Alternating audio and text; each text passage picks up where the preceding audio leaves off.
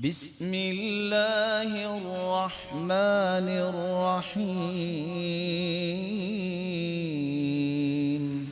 جس شخص کا فکر صاف ہو جائے معاشرے کا سب سے ریلائبل انسان بنتا ہی وہ ہے۔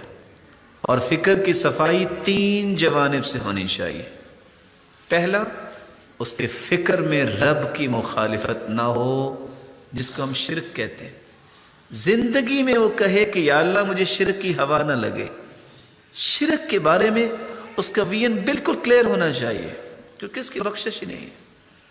دوسرا زاویہ فکر کا، جب یہ طے شدہ ہے کہ جب سے آدم علیہ السلام پیدا ہوئے ہیں آج تک ایسی ہستی پیدا نہیں ہوئی محمد الرسول اللہ صلی اللہ علیہ وسلم، اور قیامت تک پیدا نہیں ہو سکے گی، اس لیے یہ فکر میں کلیئرٹی ہونی چاہیے۔ اس ہستی کی بات آ گئی تو میں کسی اور کی بات کو مانوں گا نہیں۔ تیسرا فکر جو ایک زاویہ ہے، اس کی صفائی ہونی چاہیے۔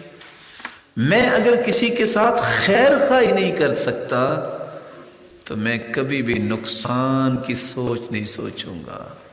نوجوان بیٹھے ہیں، ہو سکتا ہے کچھ سوچ رہے ہوں کہ دیکھیں جی اگر کوئی ظلم بھی ہوتا ہے معاشرے میں، دیکھیں جی حکومتیں ظلم کرتی ہیں، فلاں کرتے ہیں، آپ کی ذمہ داری کیا ہے؟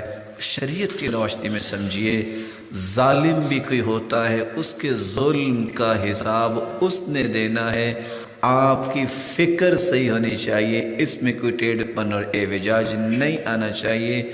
حجاج ظالم بھی تھا، اس نے قتل و غارت بھی کی، لیکن اس کے پیچھے ہی عبداللہ بن عمر رضی اللہ تعالیٰ عنہ نماز پڑھا کرتے تھے، فساد نہیں کرتے تھے۔